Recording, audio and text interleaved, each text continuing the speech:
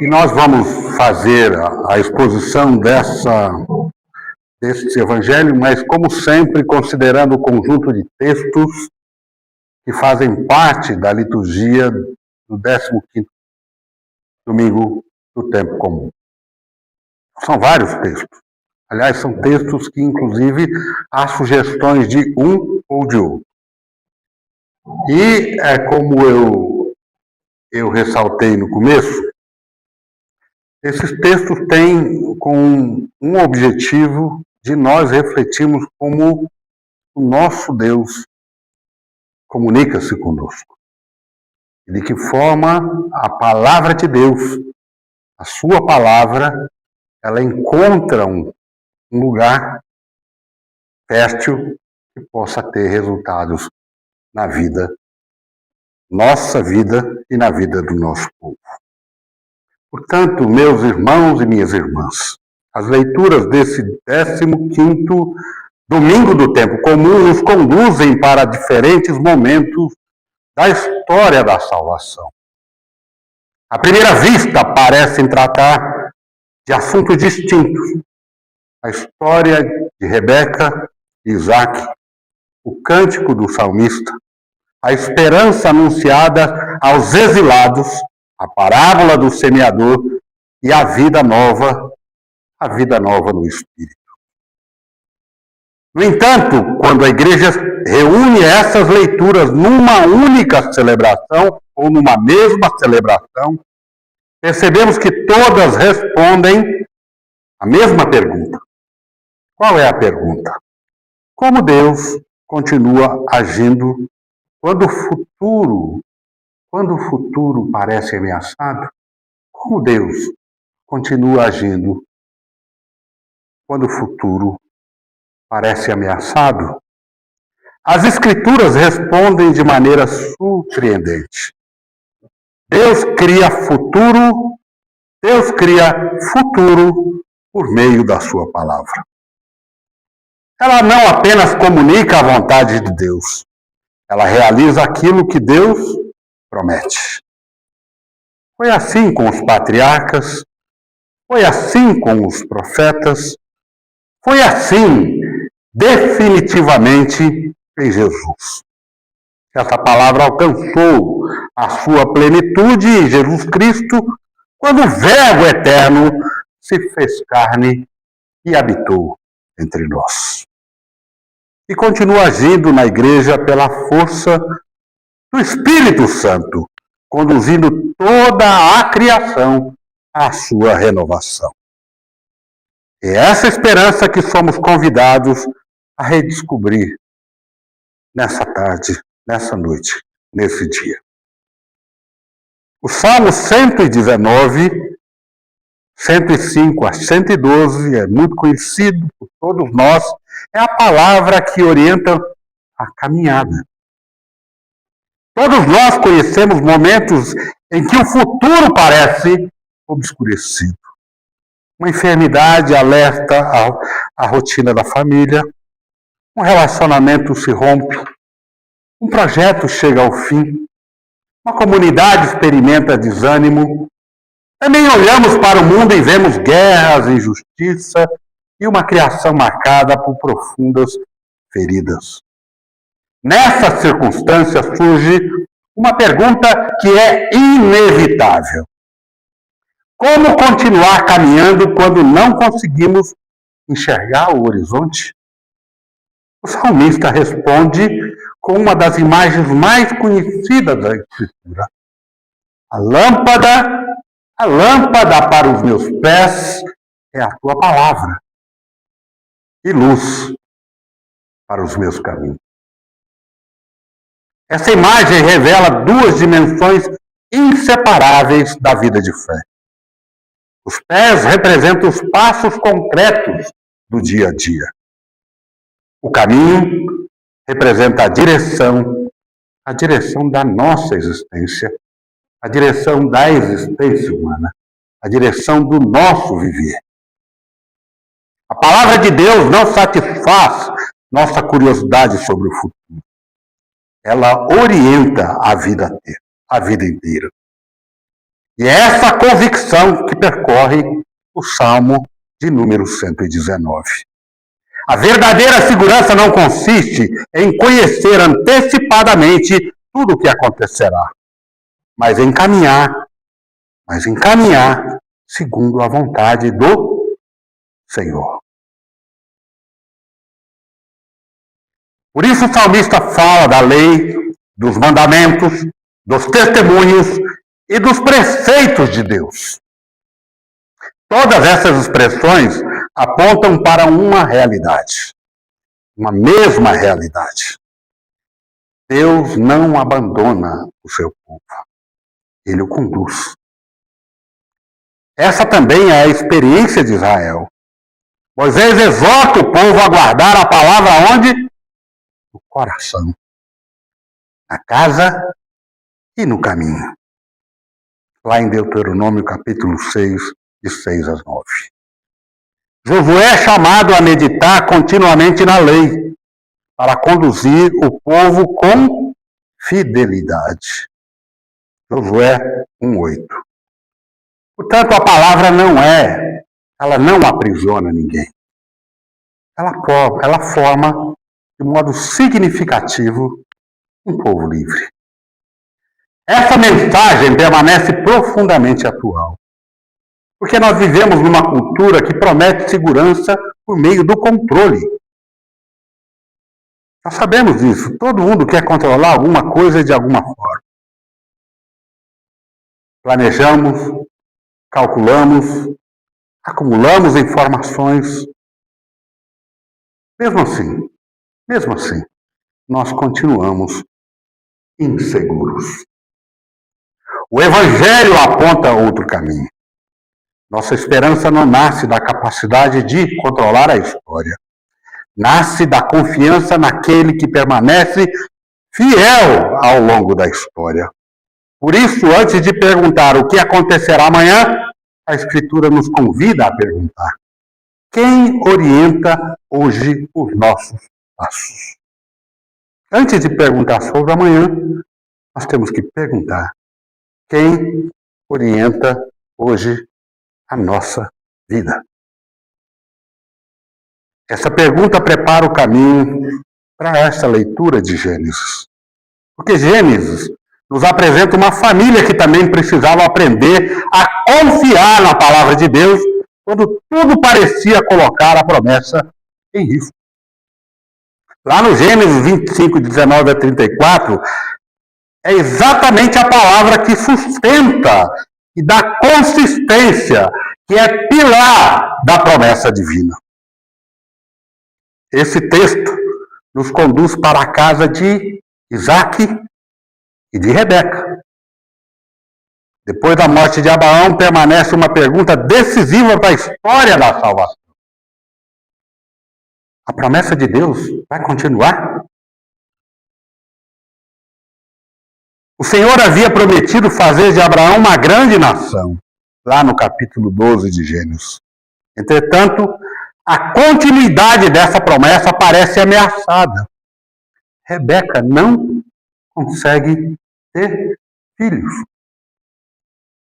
O texto narra com muita simplicidade. Isaac orou ao Senhor por sua mulher, porque ela era estéril. O Senhor lhe ouviu as orações e Rebeca concebeu, lá no Gênesis capítulo 25. A Escritura não esconde a fragilidade desta família, como não esconde as nossas fragilidades também. Pelo contrário, mostra que a história da aliança nunca dependeu da força humana, mas do que dependeu mesmo? É da fidelidade de Deus para com a vida do seu povo. Essa não é uma experiência isolada. Sara, Raquel, Ana e mais tarde Isabel testemunham que Deus frequentemente abre caminhos onde os seres humanos enxergam apenas a impossibilidade. É o exemplo dessas mulheres na história. O centro dessas narrativas não é a superação da esterilidade.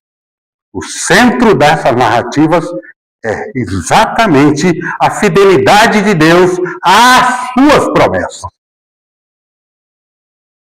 Ainda um detalhe que merece a nossa atenção. Quando os filhos lutam em seu ventre, Rebeca procura compreender o que está acontecendo. O texto afirma: foi consultar ao Senhor. No capítulo 25 de Gênesis 22. E é ela que Deus responde. E a ela que Deus responde. Essa cena revela algo muito importante.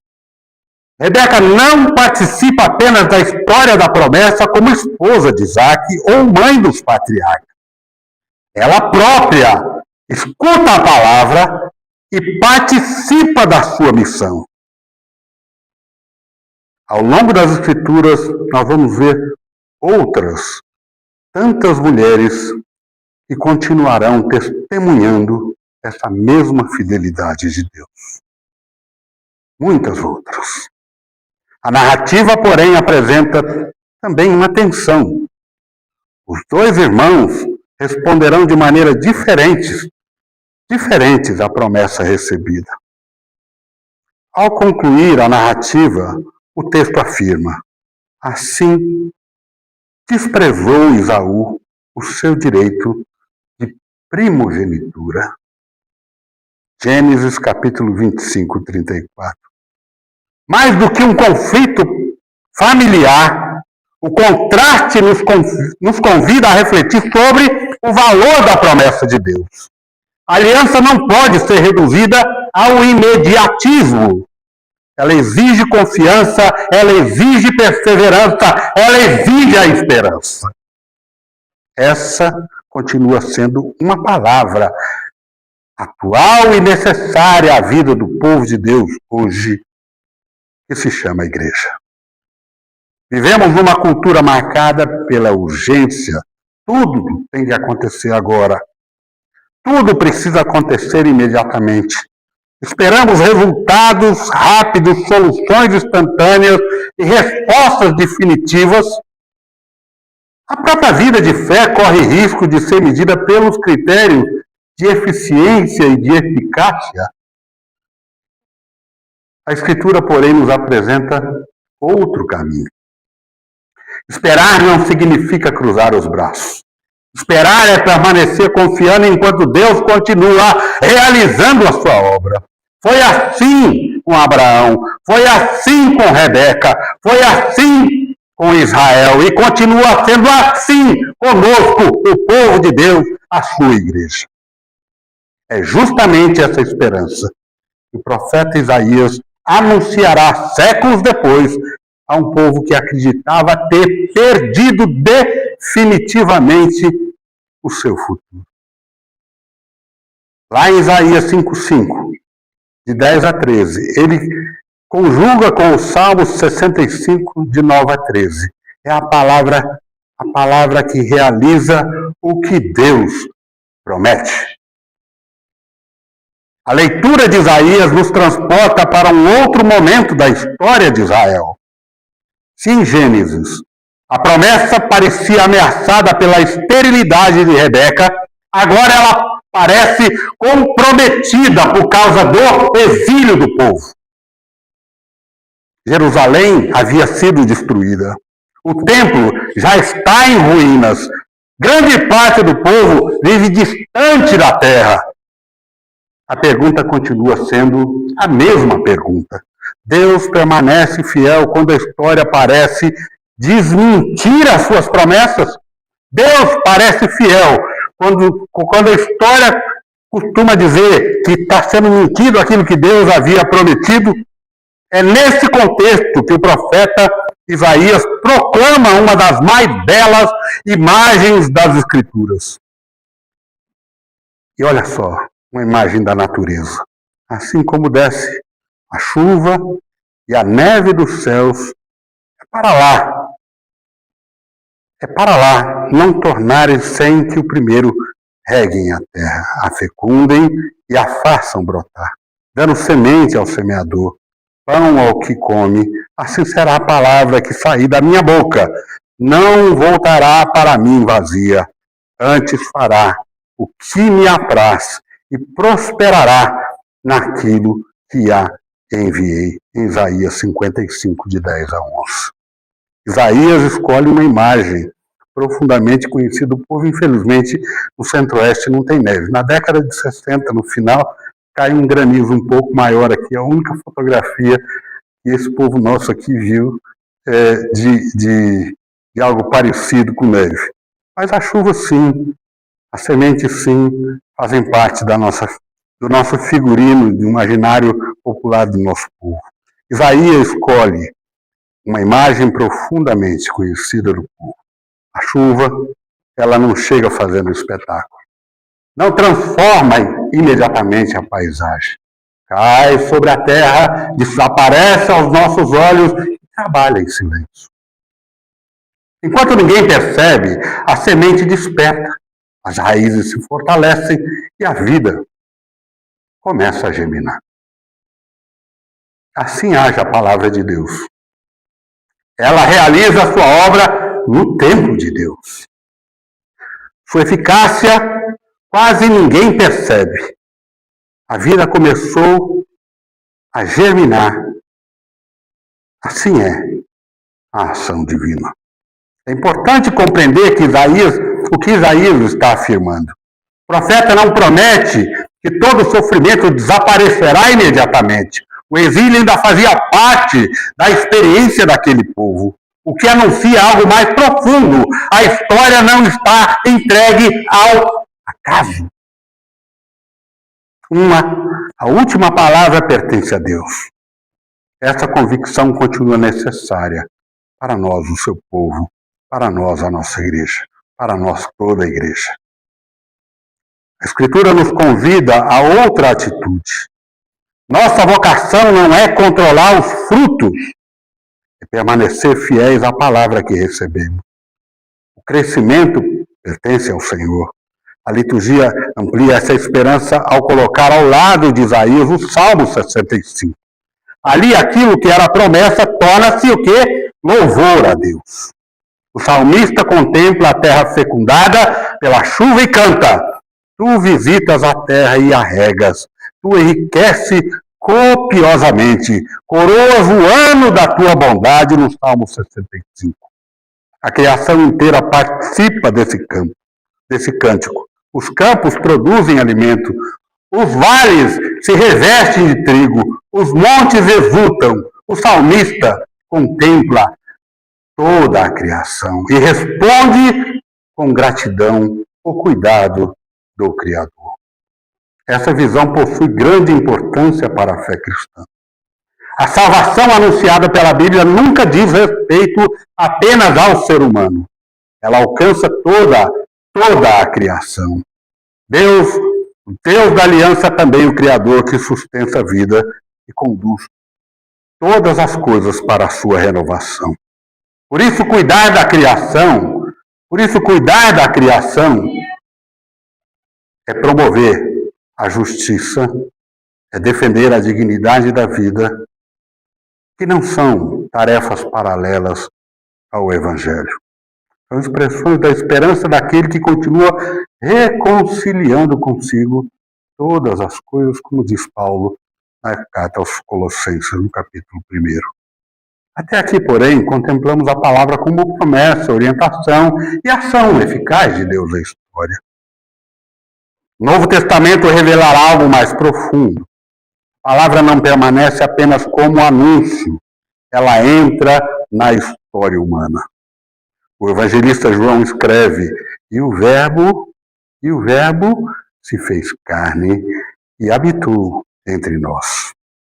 A palavra eterna de Deus assume essa humanidade, assume a nossa humanidade. E é justamente essa palavra encarnada que encontramos no Evangelho de Mateus, anunciando o reino por meio da parábola do semeador.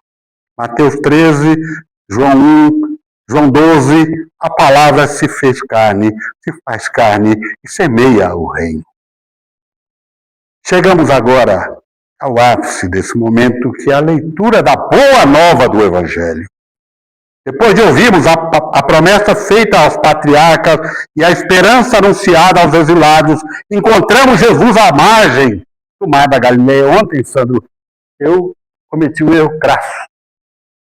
O Daniel falou, mas a Galileia é salgada? Eu falei, é muito salgada. E não é. É o maior lago doce do planeta. Aí eu falei, onde é que eu tirei isso? Eu estava pensando em outra coisa, que era, levava o nome de mar. Aí eu achava que tudo que é mar é salgado. E não era. Né? Aí eu liguei para ele e falei, vou te corrigir o negócio contigo. E aí, nesse contexto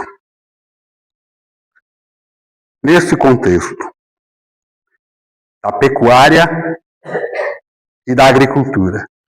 Olha só, pescar é pecuária, para quem não sabe, isso eu sei. Né? E a plantação faz parte do mundo agrícola.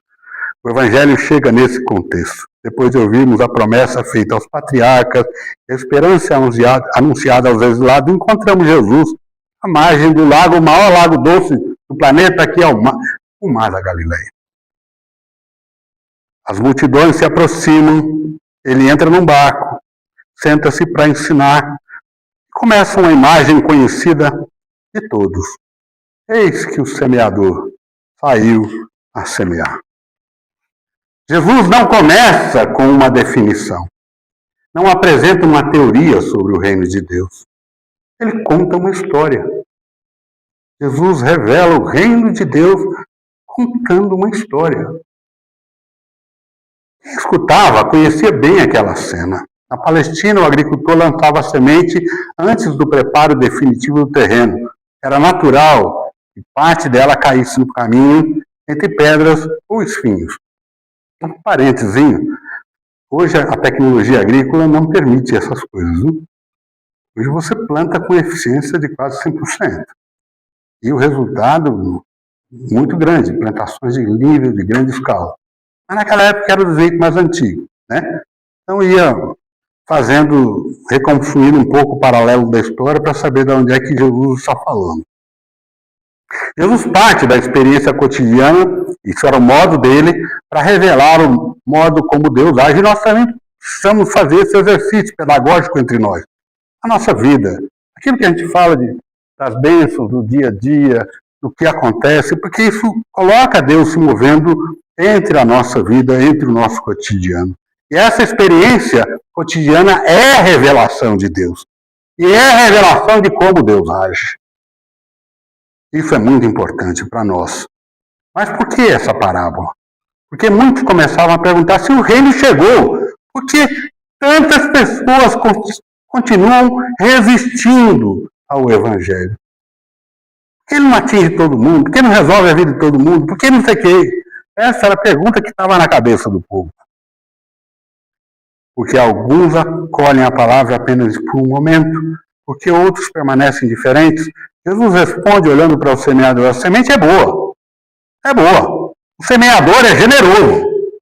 O reino continua sendo anunciado. O fruto dependerá da maneira como essa palavra seja acolhida. O que nós falamos na escola dominical? Não basta o pastor passar aqui tempo escrevendo um sermão, tentando construir um imaginário na cabeça dos nossos irmãos e irmãs, e aquilo que nós estamos pensando aqui não encontra acolhida, não encontra lugar, não encontra parte da reflexão da nossa vida, e não há uma resposta para aquilo que Deus faz. Ao explicar a palavra aos discípulos, Jesus conclui: que foi semeado em boa terra é aquele que ouve a palavra e a compreende e produz fruto. Percebemos onde está o centro da parábola? Jesus não pretende classificar pessoas em diferentes tipos de solo. Um bom, outro ruim, outro meio ruim. Não é assim que ele quer fazer. O seu objetivo é anunciar que a palavra de Deus continua produzindo vida, apesar das resistências que são encontradas pelo caminho. Essa continua sendo uma palavra de esperança para a igreja. Nem toda semente encontrará a terra preparada. Nem todo anúncio produzirá resultados imediatos. Mesmo assim, o semeador continua semeando. Porque a fecundidade da palavra depende, antes de tudo, da fidelidade de Deus. E é nesse ponto que o Evangelho nos permite dar um passo ainda mais profundo. Até agora contemplamos Jesus anunciando a palavra, mas o texto do Novo Testamento afirma algo extraordinário. Jesus não apenas anuncia a palavra, ele é a palavra. O evangelista João abre o seu evangelho dizendo: no princípio era o Verbo, e o Verbo estava com Deus, e o Verbo era Deus. Em alguns versículos depois declara: e o Verbo se fez carne e habitou entre nós. A palavra que criou todas as coisas, a palavra que chamou Abraão, a palavra que sustentou Israel, a palavra anunciada pelos profetas, agora tem um rosto, tem uma voz, tem uma história humana. A história de Jesus Cristo de Nazaré. Essa é a novidade do Evangelho. Em Jesus, Deus não apenas fala conosco, ele vem ao nosso encontro, compartilha a nossa condição, caminha entre nós, anuncia o reino, toca os enfermos, acolhe os pecadores, acolhe e parte o pão aos pobres excluídos desse mundo. A palavra eterna entra definitivamente na história humana. Mas o Evangelho ainda nos conduz a mais longe. Pouco antes da paixão, Jesus retoma a imagem da semente e aplica a sua própria vida. João 12, 24. Se o grão de trigo caindo na terra não morrer, fica ele só. Mas, se morrer, produz muito fruto. Agora compreendemos plenamente a palavra. O semeador torna-se também a própria semente. A palavra feita carne entrega a própria vida para que o mundo tenha vida. A cruz não representa o fracasso da missão de Jesus. Ela é o lugar onde Deus planta a esperança da nova criação. Lá na sexta-feira da paixão parecia que tudo havia terminado. O silêncio cobriu o sepulcro. Como a semente escondida na terra, nada parecia acontecer.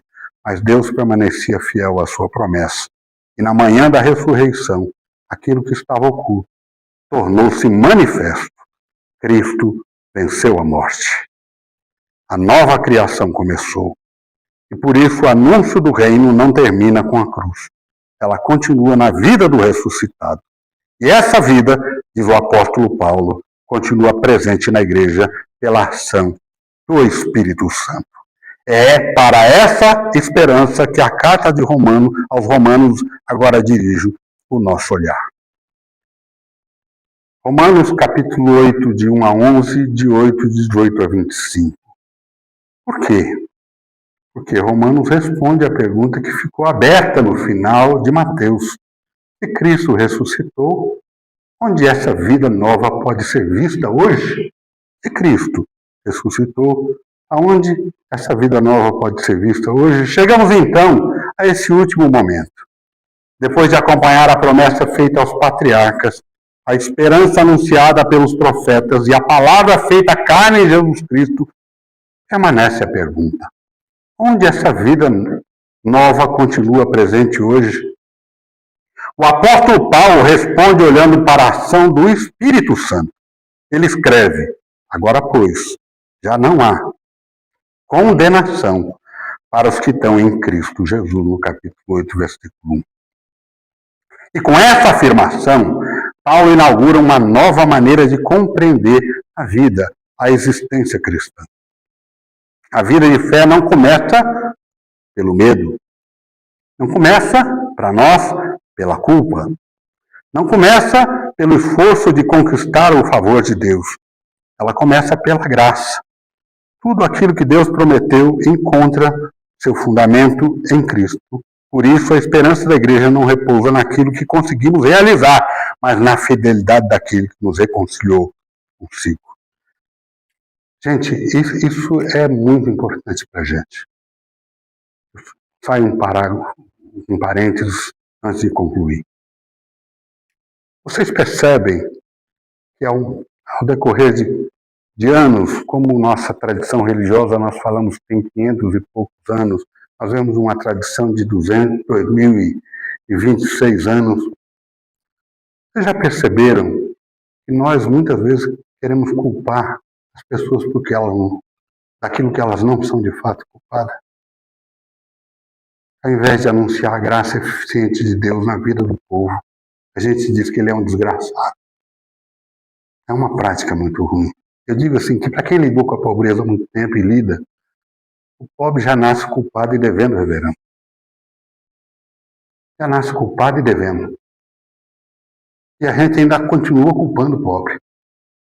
Se ele não consegue sair da pobreza, se ele não consegue superar as suas limitações humanas, sem fazer o debate de que há uma estrutura maligna que domina a consciência e a situação do povo e que gera a pobreza de verdade. E não é culpa dele, também não é culpa de Deus. A culpa é que a gente não sabe anunciar a graça divina de forma correta.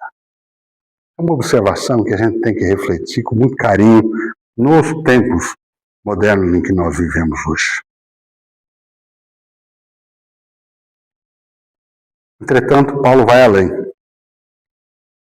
Se habita em vós o Espírito daquele que ressuscitou Jesus dentre os mortos, esse mesmo que ressuscitou Cristo dará vida também aos vossos corpos mortais. O Espírito Santo não é apenas o consolo da igreja. Ele comunica a vida de Cristo ressuscitado. O mesmo Espírito que pairava sobre a criação, que inspirou os profetas, desceu sobre Jesus no Jordão, continua reunindo, sustentando e renovando o povo de Deus. É aqui que todas as leituras desse domingo encontram a sua unidade.